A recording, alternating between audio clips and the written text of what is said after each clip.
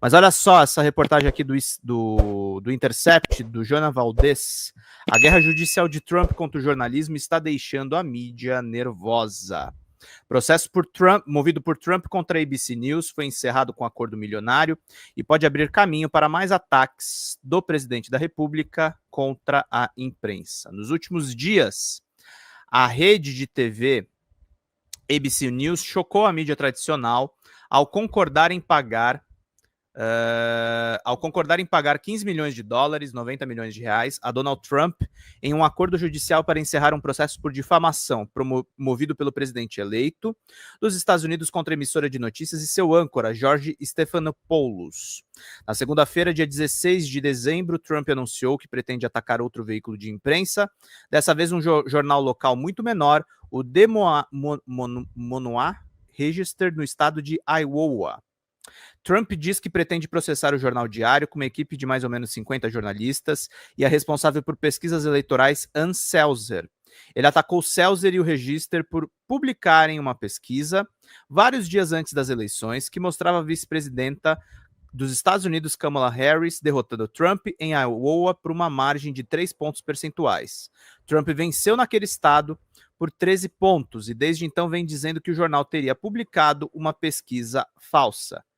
Pesquisa é pesquisa, votação é votação. Isso não é fake news, tá, Trump? Mas infelizmente ele não está encarando dessa forma. Está perseguindo a imprensa.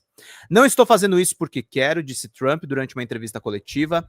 Ao anunciar a sua intenção de entrar com processo, estou fazendo isso porque sinto que é minha obrigação. Os ataques judiciais, como os processos por difamação, não são novidades em veículos de imprensa, mas as ações judiciais movidas por ricos e poderosos, no entanto, não são tão comuns quanto se poderia imaginar, porque muitas vezes elas não funcionam. Quando eles fazem um acordo, não só estão aceitando ser alvo, estão transformando veículos menores em alvos também. Graças aos precedentes judiciais altamente favoráveis aos jornalistas contra os poderosos, muitos veículos defendem sua cobertura, lutando contra o processo na justiça, mesmo em prejuízo das finanças da organização. Agora a ABC News abriu mão da sua própria batalha judicial contra Trump.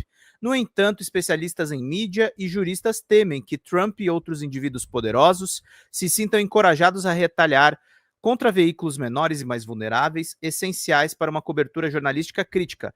Sabe qual é o nome disso aqui, gente? Lawfare. Lawfare. É o que pode inviabilizar, inclusive, veículos como o nosso. Lawfare. Então é importante aí que vocês nos financiem, gente. 90 pilas, é pouquinho. Façam contribuições aqui ao nosso jornalismo, meus caros. Isso aqui é lawfare. Quando eles fazem um acordo, não só estão aceitando ser alvo, como transformando veículos menores em alvos também, sem esse tipo de recurso, diz Seth Stern, advogado e diretor de incidência da Fundação pela Liberdade de Imprensa. A ABC News fez um cheque de 15 milhões amanhã e pode fazer outro daqui a 6 meses e vai ficar tudo bem. Outros não podem se dar a esse luxo, por isso é lamentável que o recado tenha sido de que a imprensa pode ser sim intimidada. Ao contrário da ABC News, publicações menores e jornalistas individuais nem sempre dispõem de equipes jurídicas internas. Mesmo que as alegações acabem sendo rejeitadas ou jornais saiam vencedores da justiça, custas processuais e honorários advocatícios podem ser caros. Uma grande operação como a da ABC News, propriedade da Disney, tem mais flexibilidade financeira para lutar contra esses processos. Apesar das quedas no faturamento de publicidade que atingirem as redes de jornalismo televisivo nos últimos anos, a ABC News ainda teve 150 milhões de dólares, 900 milhões de reais em faturamento publicitário em 2022, segundo o Centro de Pesquisas Pew. E os juristas consultados também consideram que a emissora tinha condições de vencer esse processo. O principal argumento de Trump no processo ajuizado em março era de que Stephanopoulos teria mencionado no ar que Trump havia sido condenado por abusar de uma escritora e Jean Carroll. Na verdade, Trump foi responsabilizado civilmente por agressão de cunho sexual. Em decorrência da primeira emenda à Constituição dos Estados Unidos e outras proteções às organizações de imprensa, a ABC News tinha uma defesa muito forte nesse caso. Mandar um beijo para a Idalina Maria, que está aqui com a gente, ao Marcos Girardi, e pedir para vocês aí a contribuição. Pessoas do Brasil inteiro aqui nos assistindo. e a gente precisa da ajuda de vocês para manter o nosso jornalismo, gente. Se 9 pessoas derem 10 pilas, nós fechamos essa live com a mais absoluta tranquilidade. Eu não posso ficar muito mais do que 2 horas no ar, tá, gente? Então é importante que vocês nos ajudem nessa missão. O próprio Stern defendeu um jornal de Chicago contra uma acusação semelhante. Em 2014, um professor da Universidade Northwest, acusado de agressão contra uma aluna, se sentiu ofendido com uma manchete de jornal que descrevia as acusações como abuso e processou o jornal. Um juiz deferiu a ação, considerando que as palavras abuso e agressão são intercambiáveis, segundo o periódico jurídico Chicago Daily Law Bulletin. Exatamente porque o caso da ABC tinha tantas proteções a seu favor, a decisão de fazer um acordo deixou espaço para especulações de que a emissora e a Disney não estariam reconhecendo um erro jornalístico, mas simplesmente queriam estar do lado certo de Trump antes do governo Trump, segundo Adam Winkler, professor de Direito Constitucional na Faculdade de Direito da Universidade da Califórnia, em Los Angeles. O que eles estão querendo dizer aqui, gente? Que os órgãos de imprensa já estão se dobrando ao Trump para evitar justamente assédios jurídicos maiores. Então é muito importante, gente, que vocês fortaleçam os periódicos nesse momento. Porque eu falando dessa notícia, eu corro riscos também, tá? Companheiros, nos ajudem contribuindo no Pix, estamos desmonetizados pelo YouTube, sem as contribuições teremos que parar o canal. Vamos lá, gente, vamos contribuir? Faltam 90 pilas, se vocês puderem ser generosos nessa live, é muito importante para a gente manter tudo funcionando. Vamos lá, gente. Exatamente porque o caso da ABC tinha tantas proteções a seu favor, segundo Adam Winkler, professor de Direito Constitucional da Universidade de Direito da Universidade da Califórnia em Los Angeles. Isso mostra que alguns meios de comunicação estão dispostos a fazer acordos em casos de difamação, se acharem que isso é melhor para seus resultados financeiros, diz Winkler. As empresas costumam reagir nesses casos para proteger a sua credibilidade e a capacidade de continuar fazendo jornalismo no futuro, segundo Winkler. O acordo da ABC incentiva outros a praticarem ataques judiciais semelhantes. Ele explica: tradicionalmente as empresas não querem fazer acordo nesse tipo de caso, exatamente pelo receio de que isso encoraje outras pessoas a processá-las. A lista de processos judiciais de Trump. Trump tem sido notoriamente prolífico em seus processos contra jornalistas e veículos de imprensa de todos os matizes. Em outubro, Trump entrou com uma ação por publicidade enganosa contra a CBS News, alegando que a emissora teria manipulado um segmento do telejornal 60 Minutos para favorecer Kamala Harris em seus comentários. A ação ajuizada no estado do Texas pede 10 bilhões de dólares de indenização. O Trump é um sem noção, né? Além disso, 10 bilhões, bicho. 10 bilhões de dólares. Ele não vai conseguir esse valor, né? Mesmo se ele ganhar essa ação. Isso aqui é um absurdo completo, né? Queridos e queridas, vamos ajudar aí o nosso canal. Em outra ação em 2022, Trump acusou o conselho do Pulitzer de difamação por defender as suas decisões de premiar os jornais New York Times e Washington Post por sua cobertura dos vínculos da campanha de Trump com a Rússia em 2016. O processo ainda está em aberto. Durante seu mandato anterior, Trump também demonstrou disposição de atacar jornalistas de outras formas, usando inclusive o Departamento de Justiça para monitorá-los. Olha da onde o Bolsonaro tira espionagem aí do gabinete da BIM paralela. Esses jornais e meios de comunicação são alvos fáceis atualmente, porque todos sabem que estão em dificuldades. Para os defensores da imprensa como Stern, a preocupação com o ajuizamento de ações de difamação semelhantes vai muito além do Trump. Mesmo antes desse acordo com a ABC News, ele já observava um aumento dos processos por difamação, com o objetivo de silenciar críticas. Ele aponta para um ambiente cada vez mais hostil em relação aos veículos de comunicação, em que mais setores da população se oporiam a que uma pessoa rica processasse um deles. E existe ainda o problema mais amplo da crise econômica da indústria jornalística. Ele espera que o novo projeto de lei bipartidário, apresentado recentemente no Congresso, ofereça proteção contra algumas consequências, especificamente contra publicações da imprensa e jornalistas. Esses jornais e meios de comunicação são alvos fáceis atualmente, porque todos sabem que estão em dificuldades financeiras. Fala, Dani, bom dia, querido, seja bem-vindo. O setor jornalístico, especialmente de notícias locais, está em situação financeira bastante preocupante. Anos atrás, os milionários poderiam dizer, sim, eu tenho milhões, mas o jornal também tem, eu não quero ter que enfrentar isso. Hoje em dia, continua Stern, é um pouco diferente. Eles estão fazendo um outro cálculo. Eles pensam, tenho muito mais dinheiro para gastar do que esse meio de comunicação em dificuldades, então eu vou bater neles e ver o que acontece. É isso, meus caros. Notícia importante aí trazida pelo Intercept para entender que os assédios judiciais também estão virando um precedente internacional e que a gente tem que tomar cuidado com isso, inclusive no Brasil, e evitar a vitória da extrema-direita. Indo nessa mesma toada, o Intercept fez um texto, publicou um texto muito importante. Opa, eu fechei sem querer, peraí. Vamos reabrir aqui as coisas. Sobre a questão das redes sociais. Agradecer as pessoas aí, dar um bom dia para todos. Vamos lá, gente, faltam 90. Estamos a 2 horas e 3 minutos aqui no ar. Eu posso estender mais um pouquinho a live, mas a gente precisa muito da ajuda de vocês para fechar todas as nossas metas. Lá no Intercept, olha para vocês verem aqui, que bacana, gente. A merdificação inevitável das redes sociais. Plataformas pioram seus serviços enquanto mantém você refém.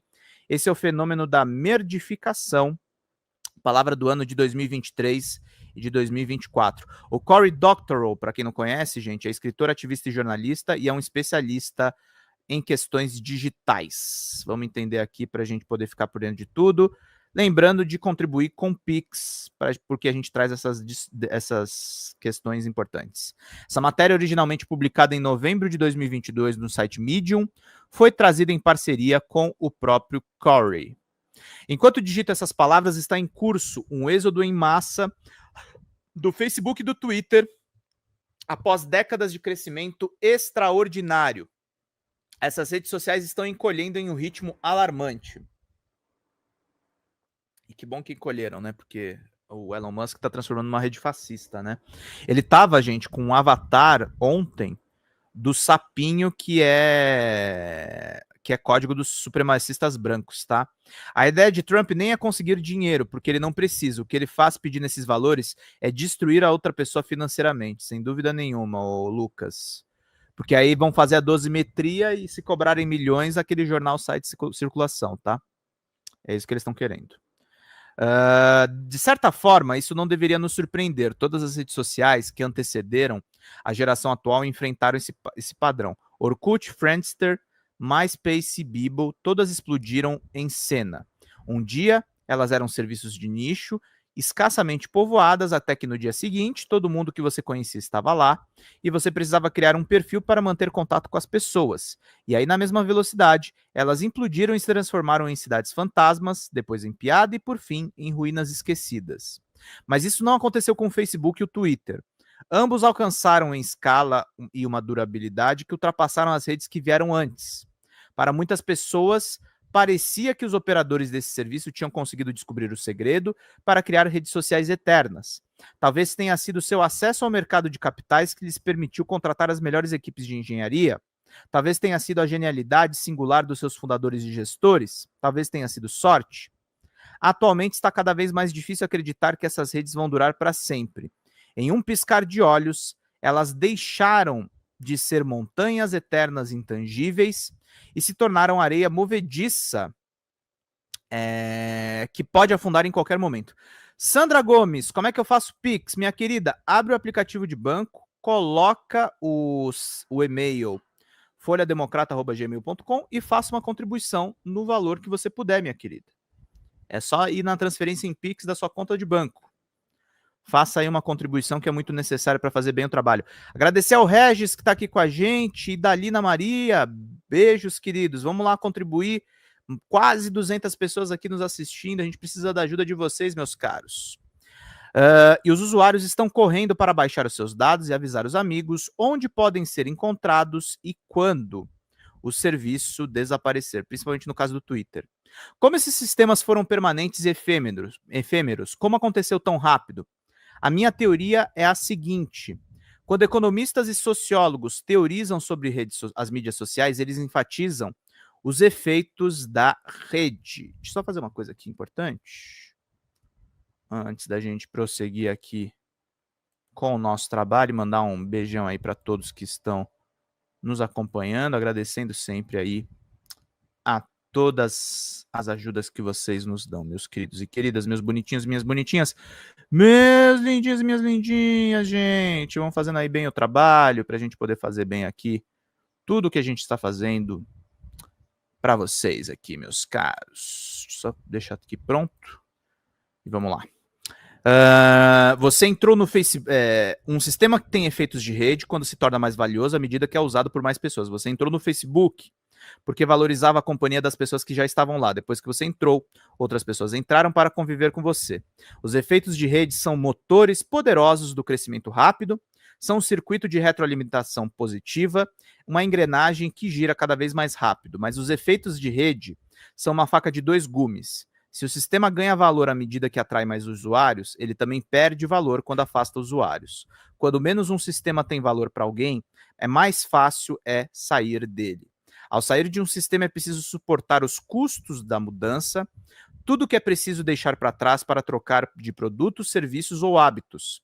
Parar de fumar significa suportar não apenas o alto custo de mudança de abstinência de nicotina, mas também lidar com os dolorosos custos de mudança, de deixar o convívio social da área de fumantes, os amigos que você conheceu ali e os que poderia conhecer no futuro. Nas redes sociais, o maior custo de mudança não é aprender a mecânica de um novo aplicativo ou gerar uma nova senha, são as comunidades, os familiares, os amigos e clientes que você perde ao fazer a troca, exatamente. Eu fui para o Blue Sky, por exemplo, dar um depoimento pessoal para vocês, e assim, eu tô com um engajamento muito maior no Blue Sky do que no Twitter, mas eu perdi muitas amizades que eu tinha no Twitter. Então, o Corey ele foi bem preciso nessa questão. Esse Elon vive do dinheiro de pedras preciosas de sangue sul-africano, supremacista de berço. Tem a história do pai dele mesmo. Deixando de lado a complexidade de adicionar novamente os amigos nesse novo serviço, está a questão ainda mais complicada de fazer todas as pessoas saírem ao mesmo tempo de você e irem para o mesmo lugar. Cada plataforma comercial de mídia social tem dois imperativos. O primeiro, tornar mais fácil o mais fácil possível aderir ao seu serviço, e o segundo, tornar o mais difícil possível sair dele.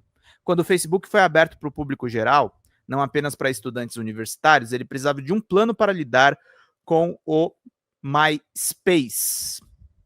Na época, o MySpace era a maior rede social do mundo, que o mundo já tinha visto, era extremamente complexo, lotado de spam, muitas vezes desanimador, mas para usuários o MySpace tinha uma grande vantagem sobre o Facebook: todos os seus amigos estavam lá. Não importava que o Facebook tivesse uma interface melhor e mais recursos, não importava que o Facebook tivesse prometido não espionar os seus usuários em benefício dos anunciantes. Sim, esse era o argumento do Facebook em 2006, quando deixou de lado a exigência de ter um e-mail .edu para se cadastrar. O Facebook enfrentou esse problema, dando aos usuários do MySpace que migravam para o Facebook uma ponte entre os dois serviços.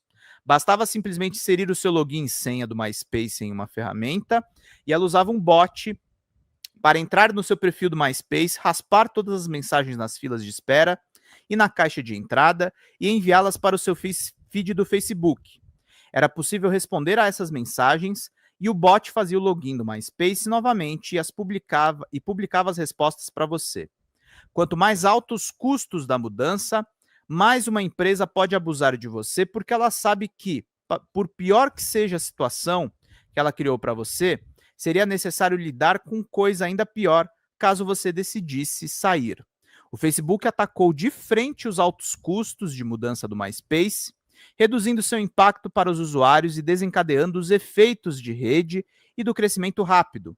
Mas à medida que o Facebook e o Twitter consolidavam seu domínio, foram mudando os serviços de forma consistente para capturar uma parte cada vez maior do valor que os usuários geram para eles. Inicialmente, as empresas transferiram o valor dos usuários para os anunciantes, passaram a usar mais monitoramento para permitir o direcionamento mais preciso e oferecer formas mais intrusivas de publicidade para cobrar caro dos anunciantes.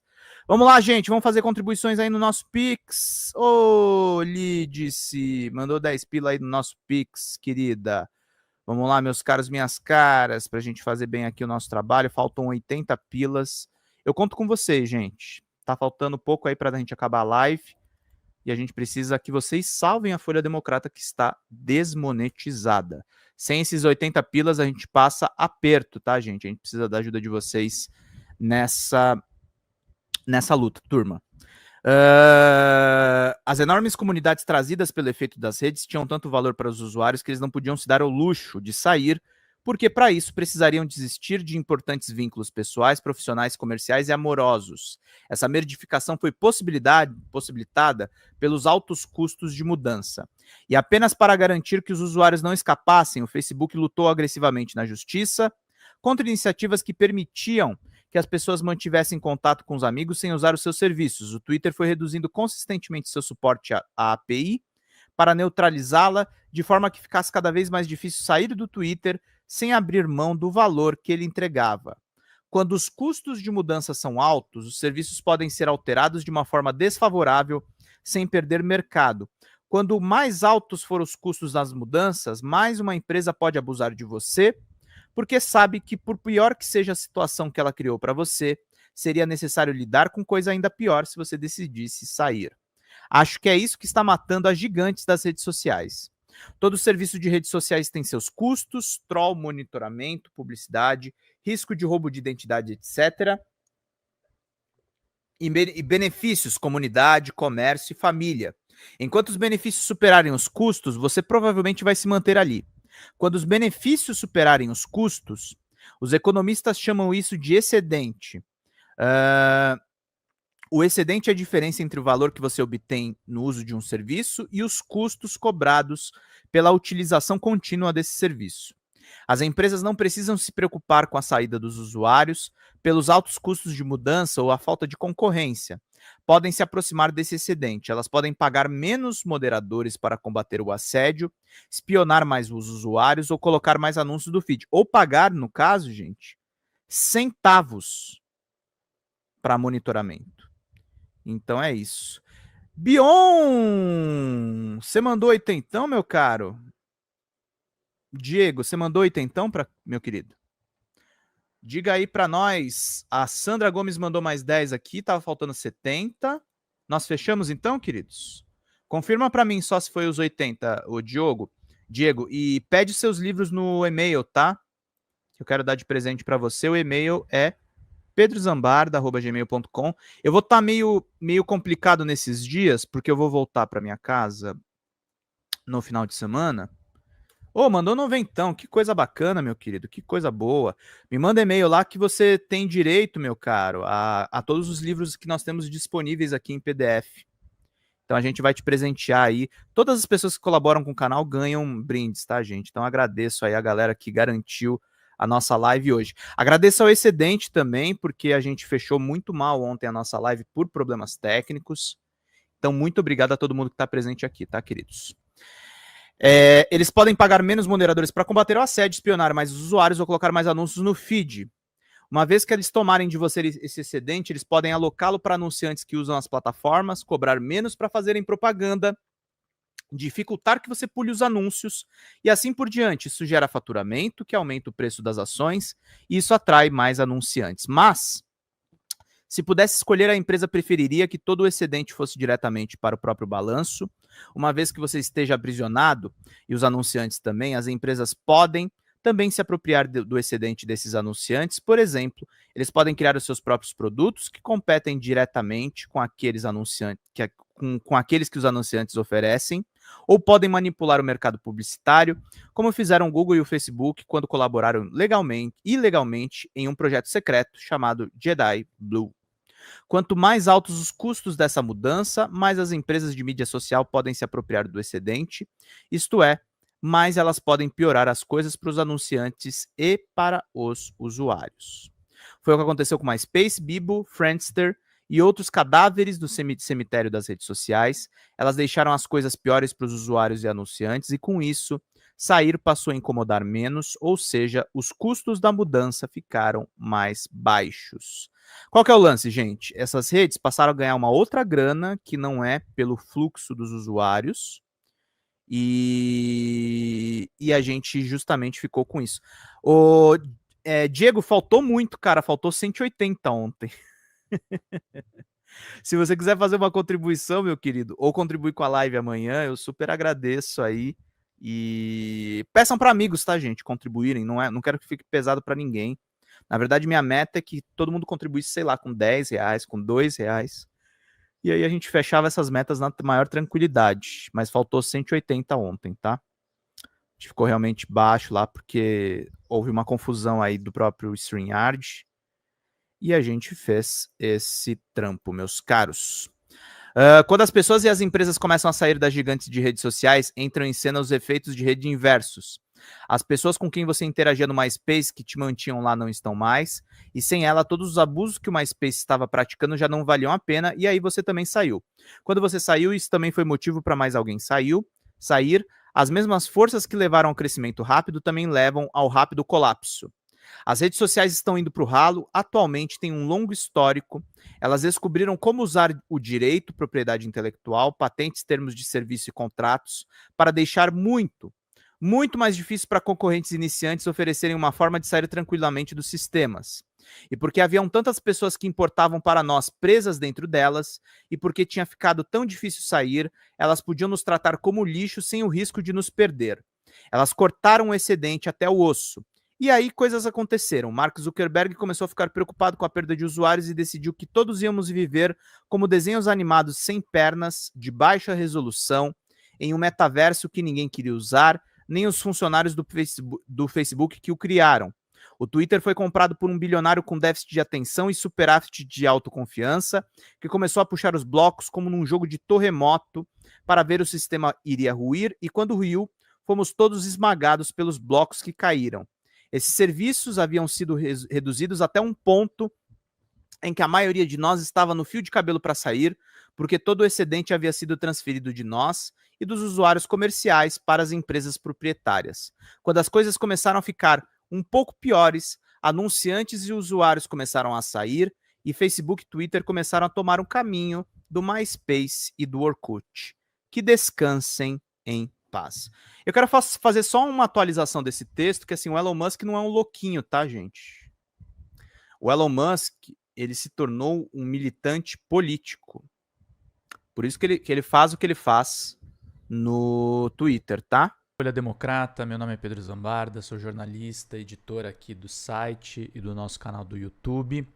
Nós estamos passando por uma mudança dentro do nosso canal do YouTube e a gente precisa muito que vocês contribuam no folhademocrata@gmail.com, que é o nosso Pix, porque nós estamos desmonetizados e as lives continuam precisando da contribuição do público para a gente poder manter os trabalhos meus, dos sócios e dos nossos editores de vídeo. Nós temos uma pequena e aguerrida equipe de guerrilha. Qualquer contribuição, em qualquer horário vocês podem contribuir. Nas lives a gente vai continuar pedindo a contribuição de todos vocês, mas a gente faz um apelo especial em vídeo para que vocês se sensibilizem com o nosso trabalho, com as reportagens e com as lives que a gente grava. Tudo em nome de vocês terem uma boa informação, gente. Até mais. Tchau, tchau.